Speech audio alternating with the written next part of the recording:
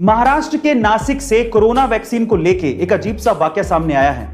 नासिक के अरविंद सोनार का यह दावा है कि वैक्सीन की दोनों डोजेस लगवाने के बाद उनके शरीर में चुंबकीय शक्तियां पैदा हो गई हैं। वो मैग्नेट मैन बन चुके हैं। मतलब यह कि उनके शरीर से सिक्के और चम्मच चिपकने लगे हैं।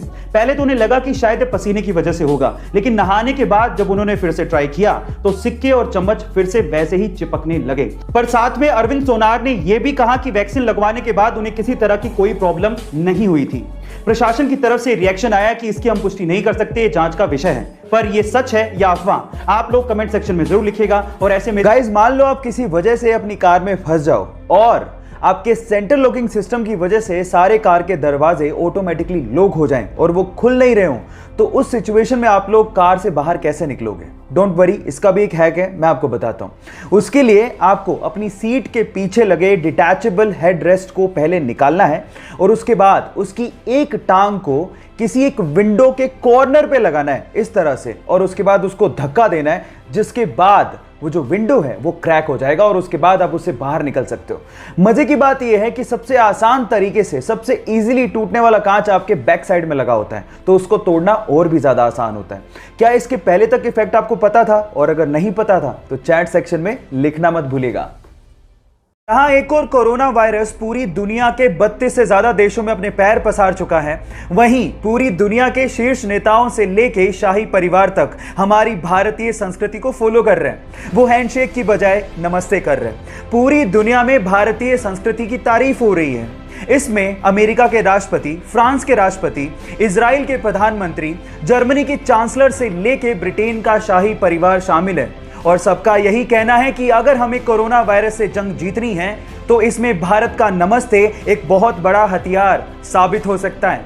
हमें गर्व है अपने भारतीय होने पर और भारतीय संस्कृति पर, तो इसीलिए कोरोना नमस्ते। गोल्ड यानी कि सोना रईसी की पहचान मानी जाती है, लेकिन सवाल यह है कि अर्थ की क्रस्ट में तो बहुत सारे मेटल मिलते हैं, फिर गोल्ड को ही इतनी तवज्जो क्यों दी जाती है?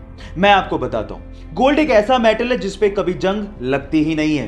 एक्चुअली जब भी कोई मेटल ऑक्सीजन और मॉइस्चर के कांटेक्ट में आता है तो उस पे जंग लगनी शुरू हो जाती है, जैसे कि लोहे का ब्राउन हो जाना, चांदी का काली हो जाना, कॉपर का ग्रीन हो जाना। ये सब कोरोजन यानी कि जंग लगने की वजह से ही होता है। लेकिन गोल्ड एक अनरिएक्टिव मेटल है जो ऑक्सीजन और मॉइस्चर के साथ रिएक्ट करता ही नहीं है। इसीलिए अर्थ की क्रस्ट से जब सोने को निकाला जाता है तो उसे प्रोसेस करने तक की जरूरत नहीं पड़ती, क्योंकि वो प्योर फॉर्म में ही पाया जाता है।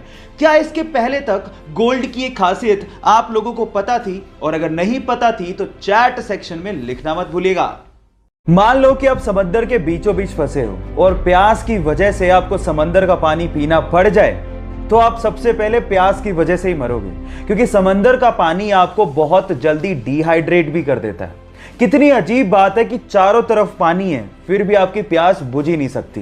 पर अगर आपको जमी हुई सी वाटर की आइस मिल जाए तो उसको खाने से शायद आपकी प्यास बुझ सकती है।